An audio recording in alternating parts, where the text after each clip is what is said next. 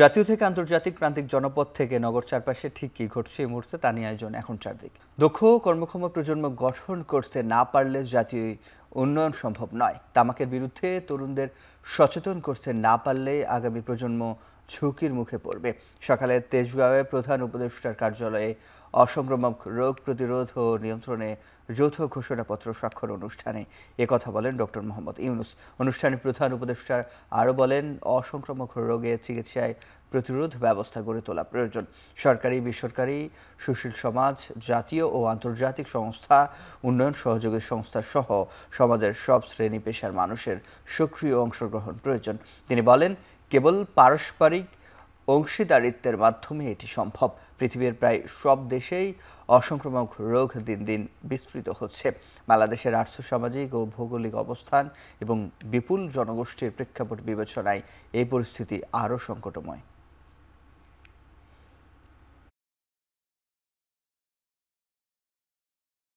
জাতীয় উন্নয়ন অগ্রগতি নিশ্চিত করতে হলে দক্ষ কর্মক্ষম মানব সম্পদ দরকার।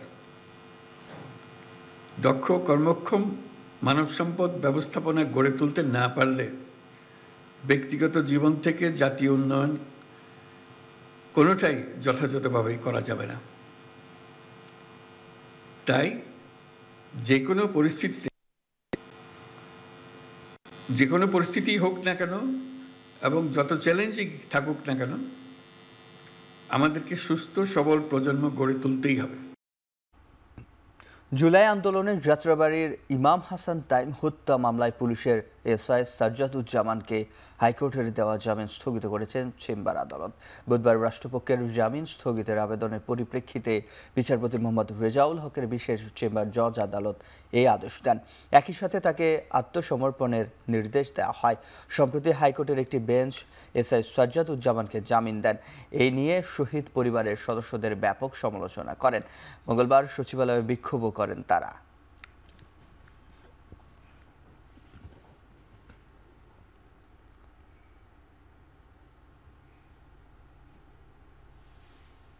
দক্ষিণ কেরানীগঞ্জে বুড়িগঙ্গা নদীর তীর থেকে অবৈধ স্থাপনা উচ্ছেদে অভিযান পরিচালনা করছে বিআইডব্লিউটিএ। ভাঙা হচ্ছে সাবেক প্রতিমন্ত্রী নসরুল হামিদের বাংলো বাড়ি।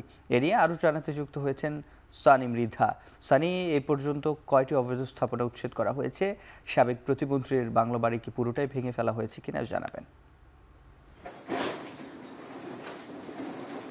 সিফাত, আপনি যখন অভিযোগ উচ্ছেদের কথা বলি, সেখানে এখন পর্যন্ত কিন্তু 3টি স্থাপনা অবৈধ স্থাপনা উচ্ছেদ করেছে বিআইডব্লিউটি। প্রথমটি হলো যে এখানে যে কাউটাইল এলাকায় যেখানে একটি ডকইয়ার্ড ছিল, সেই ডকইয়ার্ডের কিছু অংশ উচ্ছেদ অভিযান পরিচালনা করে। এরপরে কিন্তু একটি আবাসিক স্থান উচ্ছেদ করার পরে কিন্তু এখন বর্তমানে সাবেক বিদ্যুৎ প্রতিমন্ত্রী নসরুল হামিদ বিপুর বাড়িটি উচ্ছেদ করছে।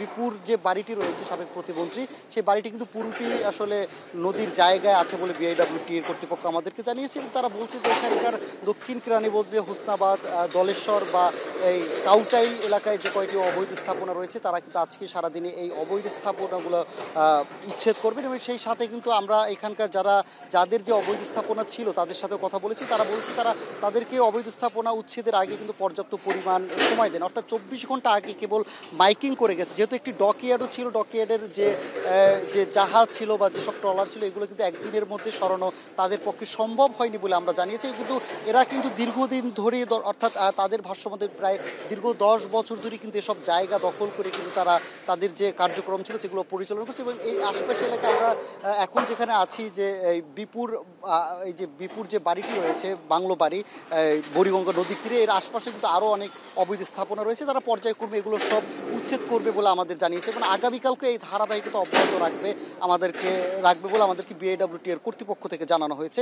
এই উচ্ছেদ অভিযানের পরিচালনার নেতৃত্ব দিচ্ছেন কিন্তু এখানের যে দক্ষিণ কেরানীগঞ্জ থানার এসি ল্যান্ড শেখ আবদুল্লাহ আল মামুন। সেই সাথে কিন্তু ঢাকা নদী বন্দরের যিনি যুগ্ম পরিচালক মোস্তাফিজুর রহমান, তিনি কিন্তু এখানে উপস্থিত রয়েছেন। তারা বলছেন যে বিগত কয়েকদিন ধরেই তাদেরকে কিন্তু সরে যাওয়ার জন্য বিভিন্ন রকম ঘোষণা তারা দিয়েছেন।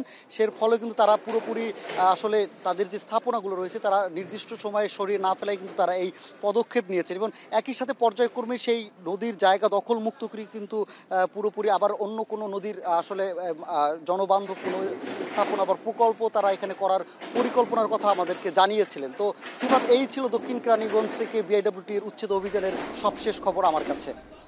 বিআইডব্লিউটি এর অবৈধ স্থাপনা উচ্ছেদ অভিযানের সবশেষ জানাচ্ছিলেন সহকর্মী সানি মৃধা। ডাকসু নির্বাচনে ছাত্র দলের ২৭ সদস্যের প্যানেল ঘোষণা করা হয়েছে।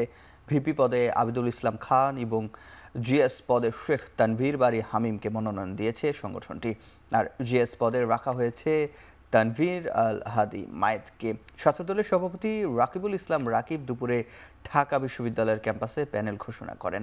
জুলাইয়ে আহত শিক্ষার্থী সঞ্জিদ আহমেদ তন্নিকে গবেষণা ও প্রকাশনা বিষয়ক পদটি ছেড়ে দিয়ে প্যানেল ঘোষণা করে তারা। এ সময় ছাত্রদল সভাপতি রাকিবুল ইসলাম রাকিব বলেন, ছাত্র সমাজের প্রত্যাশা অনুযায়ী প্যানেল নির্বাচিত করা হয়েছে, এখানে কারো কোনো হস্তক্ষেপ নেই। এদিকে ডাকসু ও হল সংসদ নির্বাচনে মনোনয়নপত্র জমাদানের শেষ দিন। আজ সকাল থেকে নবাব আলী সিনেট ভবনে ভিড় করছেন শিক্ষার্থীরা।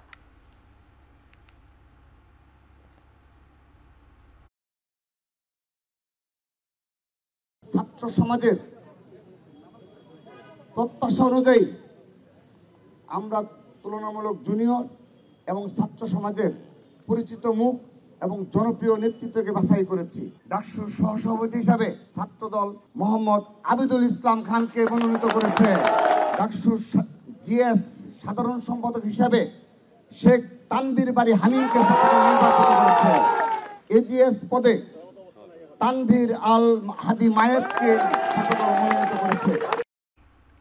রাজশাহী বিশ্ববিদ্যালয় কেন্দ্রীয় ছাত্র সংসদ রাকসু, হল সংসদ ও সিনেটে ছাত্র প্রতিনিধি নির্বাচনে চূড়ান্ত ভোটার তালিকা প্রকাশ করা হয়েছে। মঙ্গলবার রাত 11:30টায় বিশ্ববিদ্যালয়ের ওয়েবসাইটে এই তালিকা প্রকাশ করা হয়। রাকসুর চূড়ান্ত তালিকায় মোট ভোটার 24,892 জন। 17টি আবাসিক হলের আবাসিক ও অনাবাসিক শিক্ষার্থীদের নিয়ে এই ভোটার তালিকা প্রকাশ করা হয়। তবে তফসিল অনুযায়ী আজ সকাল 9টা থেকে মনোনয়নপত্র বিতরণ করার কথা থাকলেও মঙ্গলবার রাতে প্রধান নির্বাচন কমিশনের স্বাক্ষরিত জরুরি বিজ্ঞপ্তির মাধ্যমে অনিবার্য কারণে তা স্থগিত করা হয়। তফসিল অনুযায়ী 15 সেপ্টেম্বর রাকসুর ভোট গ্রহণ। এছাড়া রাকসু ও সিনেটে ছাত্র প্রতিনিধি নির্বাচনে মনোনয়নপত্রের ফি 500 টাকা আর হল সংসদ নির্বাচনে মনোনয়ন ফরমের ফি 400 টাকা নির্ধারণ করা হয়েছে। বিমান বাংলাদেশ এয়ারলাইন্সের 10টি চাকা হারিয়ে যাওয়ার অভিযোগ উঠেছে। কর্তৃপক্ষ জানিয়েছে, চাকাগুলো অন্য একটি এয়ারলাইন্সের সঙ্গে অনুমতি ছাড়াই পরিবর্তন করা হয়েছে। ইতিমধ্যে এই ঘটনায় বিমানবন্দর থানায় একটি জিডি দায়ের করা হয়েছে। বিমানের জনসংযোগ কর্মকর্তা এভিএম রওশন কবির জানান, চাকাগুলো মূলত অকশনের জন্য রাখা হয়েছিল, পরে অনুমতি ছাড়া চাকাগুলো অন্য একটি এয়ারলাইন্সের সাথে পরিবর্তন করা হয়। এই ঘটনায় স্টোরের দায়িত্বে থাকা 2 জনের সম্পৃক্ততার তথ্য পাওয়া গেছে। অভিযুক্তদের বিরুদ্ধে তদন্ত চলছে এবং দোষী প্রমাণিত হলে আইনানুগ ব্যবস্থা নেওয়া হবে বলেও জানান তিনি। প্রাথমিকভাবে যতটুকু জানা গেছে সেটি হলো যে আমাদের অকশনের জন্য যে পুরাতন চাকাগুলো থাকে সেগুলো অন্য একটা এয়ারলাইন্সের চাকার সঙ্গে এক্সচেঞ্জ করছিল, কিন্তু এই এক্সচেঞ্জের কোনো পারমিশন ছিল না। ইঞ্জিনিয়ার মানে যারা স্টোরের দায়িত্বে আছে তাদের এরকম প্রাথমিকভাবে 2 জনের জড়িত থাকার কথা জানা গেছে। তো সিকিউরিটি ইনভেস্টিগেশন করছে, তবে এই তাদের অথরিটির কোনো পারমিশন ছিল না, এটি নিশ্চিত। তো সেক্ষেত্রে তারা নিজেরাই যদি এরকম এক্সচেঞ্জ করার করতে গিয়েছিল যেহেতু, অতএব এটা যদি প্রমাণিত হয় সেক্ষেত্রে তাদের বিরুদ্ধে কঠোর ব্যবস্থা নেওয়া হবে। থাইল্যান্ডে চোখের চিকিৎসা শেষে দেশে ফিরে আবারও অসুস্থ হয়ে পড়েছেন বিএনপির মহাসচিব মির্জা ফখরুল ইসলাম আলমগীর। বর্তমানে তিনি ইউনাইটেড হাসপাতালে ভর্তি রয়েছেন। মঙ্গলবার মধ্যরাতে বিএনপি চেয়ারপারসনের প্রেস উইংয়ের সদস্য শায়রুল কবির খান জানান, সন্ধ্যায় থাইল্যান্ড থেকে ঢাকায় ফিরে মির্জা ফখরুল রাজধানীর গুলশানে চেয়ারপারসনের কার্যালয়ে দলের নেতাদের সঙ্গে বৈঠকে অংশ নেন রাত 11:30 পর্যন্ত। বাসায় ফেরার পর হঠাৎ অস্বস্তি অনুভব করলে বিএনপির স্থায়ী কমিটির সদস্য অধ্যাপক ডাক্তার এইচ.এম. জাহিদ হোসেন তাকে ইউনাইটেড হাসপাতালে নিয়ে যান। শায়রুল কবির আরও বলেন, রাত 1টার দিকে অধ্যাপক ডাক্তার NAM মোমেনুজ্জামানের অধীনে তাকে ভর্তি করা হয়। সেখানে চিকিৎসকদের পর্যবেক্ষণে আছেন তিনি। পরে ডাক্তার জায়েদ হোসেন জানিয়েছেন, বর্তমানে ভালো আছেন বিএনপি মহাসচিব।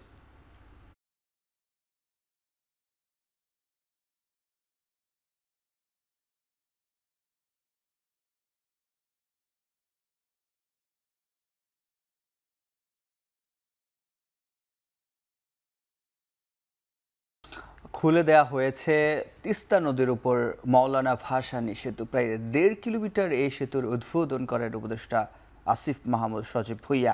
এ নিয়ে আরও জানাতে সেতু পার থেকে যুক্ত হচ্ছেন সহকর্মী মাজিদুর রহমান। মাজেদ, উদ্বোধনের দিনে সেতু পারাপারে যানবাহনের ভিড় আছে কিনা, কি হারে টোল নির্ধারণ করা হয়েছে জানাবেন।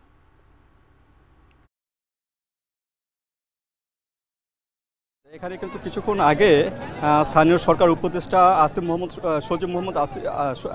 সজীব ভুঁইয়া কিন্তু এই সেতুটির উদ্বোধন করেছেন এবং উদ্বোধনের পরপরই কিন্তু উৎসুক যে জনতা, সে জনতা কিন্তু এই সেতুর উপর দিয়ে যাতায়াত শুরু করেছেন। এখন প্রচুর পরিমাণে এখানে হাজার হাজার এখানে দর্শক এখানে আসছেন সেতু উপলক্ষে। আর এই সেতুটি কিন্তু এখানে কুড়িগ্রাম এবং গাইবান্ধার যে জেলা, দুটি জেলার যে সংযোগ যে সেতু, সেটি অর্থাৎ তিস্তা নদীর উপর এই সেতুটি আগে যেটি হরিপুর চিলমারি সেতু বলা হতো, কিন্তু আজ থেকে সেই নামটি মৌলানা ভাসানী সেতু নামকরণ করা হয়েছে। এবং এই সেতু উদ্বোধনের ফলে এই দুই জেলা মানুষের মধ্যে যে উৎফুল্ল লক্ষ্য করা যাচ্ছে সেটি দেখার মতন। এখানে হাজার হাজার দর্শক কিন্তু এখানে এসেছেন এবং তারা যেটি বলছেন, এই সেতু উদ্বোধনের ফলে কুড়িগ্রামবাসী ঢাকার সাথে যোগাযোগ ব্যবস্থা অনেক উন্নতি হয়েছে। প্রায় 100 কিলোমিটার যেটি ঘুরে যেতে হতো লালমনিরহাট রংপুর দিয়ে ঘুরে যেতে হতো ঢাকাতে, সেটি কিন্তু এখন সরাসরি এই সেতুর উপর দিয়ে যেতে পারবেন।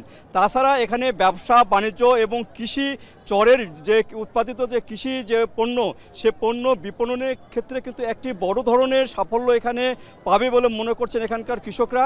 আর এই সেতুটি কিন্তু দীর্ঘতম সেতু, স্থানীয় সরকার বিভাগের নির্মাণাধীন। এটা দীর্ঘতম সেতু, এখানে 1490 মিটার। এই সেতুটিতে খরচ হয়েছে প্রায় 730 কোটি টাকা, যেটি নদী শাসন 3 কিলোমিটার রয়েছে, 86 কিলোমিটার এখানে অ্যাপ্রোচ রোড রয়েছে, তাছাড়া সেতুর নির্মাণ রয়েছে। আর চায়না কোম্পানি কিন্তু এই সেতুটি নির্মাণ করেছেন, কারিগরি সহায়তা দিয়েছেন। সৌদি সরকার এটি কিন্তু ফান্ডিং করেছেন এবং স্থানীয় সরকার বিভাগ এটা তত্ত্বাবধান করেছেন।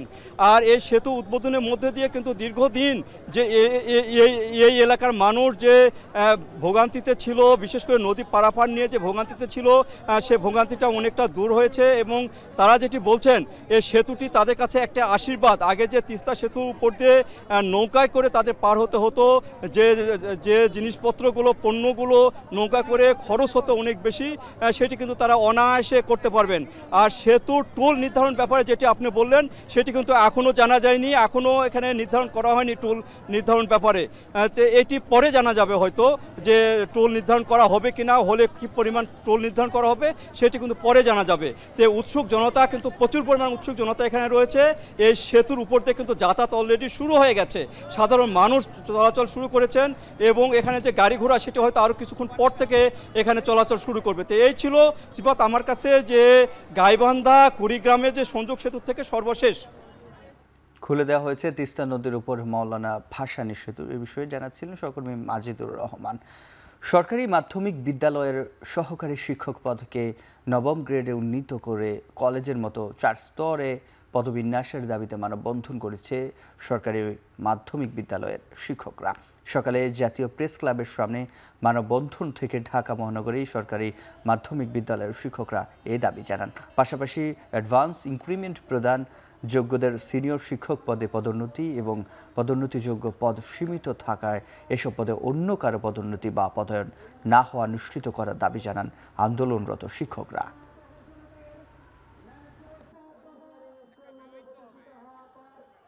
21 সালে একটা প্রমোশন হয়েছে সিনিয়র শিক্ষক পদ, সেটাও একটা ব্লক পোস্ট। কারণ 9ম গ্রেডে একই গ্রেডের সিনিয়র শিক্ষক এবং সহকারী প্রধান শিক্ষক একই গ্রেডে, একটা ক্যাডার একটা নন ক্যাডার। এখন এখানে আমরা কোনো প্রমোশন হওয়ার কোনো সুযোগ নেই এবং আমাদের নিয়োগ বিধি পরিবর্তন হচ্ছে না। আমাদের মূল দাবি এন্ট্রি পদ 9ম গ্রেড ভিত্তিক 4 স্তরীয় পদসোপান। কারণ শুধু এন্ট্রি পদ 9ম গ্রেড হলে হবে না, পদসোপান না থাকলে আমাদের পদোন্নতির কোনো সুযোগ থাকে না। দিল্লির মুখ্যমন্ত্রী রেখা গুপ্তা নিজ বাসভবনে জনশুনানি চলার সময় আক্রমণের শিকার হয়েছেন। এরপর দ্রুত তাকে হাসপাতালে ভর্তি করা হয়। বর্তমানে তার অবস্থা স্থিতিশীল আছে বলে নিশ্চিত করেছেন চিকিৎসকরা। ঘটনাস্থল থেকে তাৎক্ষণিকভাবে হামলাকারীকে আটক করেন মুখ্যমন্ত্রীর নিরাপত্তা কর্মীরা। হামলাকারী গুজরাটের বাসিন্দা রাজেশ সাকারিয়ার বয়স 40 বছর। তাকে পুলিশি হেফাজতে নিয়ে জিজ্ঞাসাবাদ করা হচ্ছে। মুখ্যমন্ত্রীর বাড়ির চারপাশে নেওয়া হয়েছে কয়েক স্তরের কড়া নিরাপত্তা ব্যবস্থা। প্রত্যক্ষদর্শীরা জানান, প্রতি সপ্তাহের মতো সকালে জনশুনানি চলাকালে ভিড়ের মধ্যে ছদ্মবেশে দাঁড়িয়েছিলেন হামলাকারী। এক পর্যায়ে কিছু কাগজপত্র নিয়ে মুখ্যমন্ত্রীর কাছে গিয়ে হুট করে আক্রমণ করে বসেন। এই ঘটনায় নিন্দার ঝড় উঠেছে ভারতের রাজনৈতিক মহলে। বিজেপির অভিযোগ, রাজনৈতিক উদ্দেশ্যে এই হামলা হতে পারে। মুখ্যমন্ত্রী রেখা গুপ্তার নিরাপত্তা লঙ্ঘনের কারণ খুঁজে বের করতে এরই মধ্যে তদন্ত শুরু করেছে দিল্লি পুলিশ। নজিরবিহীন বৃষ্টিতে বিপর্যস্ত পাকিস্তান ও ভারত। প্রবল বৃষ্টিতে পাকিস্তানের করাচিতে মারা গেছেন অন্তত 6 জন। এদিকে ভারতের মহারাষ্ট্রে মৃত্যু হয়েছে 4 জনের। ভারতের গুজরাট এলাকায় ওপর সৃষ্ট লঘুচাপের প্রভাবে প্রবল বৃষ্টিতে তলিয়ে গেছে গোটা করাচি শহর। কয়েক ঘন্টার ব্যবধানে বৃষ্টিপাত রেকর্ড করা হয় 170 মিলিমিটার পর্যন্ত। এতে অচল হয়ে পড়েছে করাচির জনজীবন। অতিরিক্ত পানির চাপে ভেঙে পড়েছে পয়ঃনিষ্কাশন ব্যবস্থা। রাস্তার উপর ভাসছে শত শত যানবাহন। এদিকে প্রবল বর্ষণে ভারতের মুম্বাইও দিয়েছে জলাবদ্ধতা। বিদ্যুৎ বিভ্রাটে 2টি মনোরেল বিকল হয়ে আটকা পড়ে 7 শতাধিক যাত্রী। পরে আলাদা সিঁড়ি দিয়ে তাদের উদ্ধার করা হয়। নেদারল্যান্ডস সিরিজ সামনে রেখে আজ থেকে সিলেটে শুরু হচ্ছে জাতীয় দলের ক্যাম্প। ঢাকায় অনুশীলন পর্ব শেষ করে গতকাল রাতে সিলেট পৌঁছান ক্রিকেটাররা। সিলেটের মাঠে 2 ভাগে চলবে ক্রিকেটারদের অনুশীলন। আগামী 26 আগস্ট পর্যন্ত চলবে এই ক্যাম্প। প্রতিদিন দুপুর 3টা থেকে বিকেল 5টা পর্যন্ত হবে প্রথম স্লটের অনুশীলন। 1 ঘন্টার বিরতি দিয়ে শুরু হবে দ্বিতীয় স্লটের অনুশীলন। 26 তারিখে নিজেদের মধ্যে ভাগ হয়ে অনুশীলন ম্যাচ খেলবেন ক্যাম্পে থাকা ক্রিকেটাররা। নেদারল্যান্ডস সিরিজের দল ঘোষণার পর ক্যাম্প ছাড়বেন স্কোয়াডে না থাকা ক্রিকেটাররা। আর ডাচুদের বিপক্ষে টি-20 সিরিজে খেলা শুরু 30 আগস্ট থেকে। শেষ করছি এখন চারদিক। এখন টেলিভিশন ওয়েবসাইটে দেখতে ভিজিট করুন www.ekhon.tv, ফেসবুকে দেখতে ভিজিট করুন facebook.com/tv.ekhon, ইউটিউবে দেখতে ভিজিট করুন youtube.com/c/ekhon tv।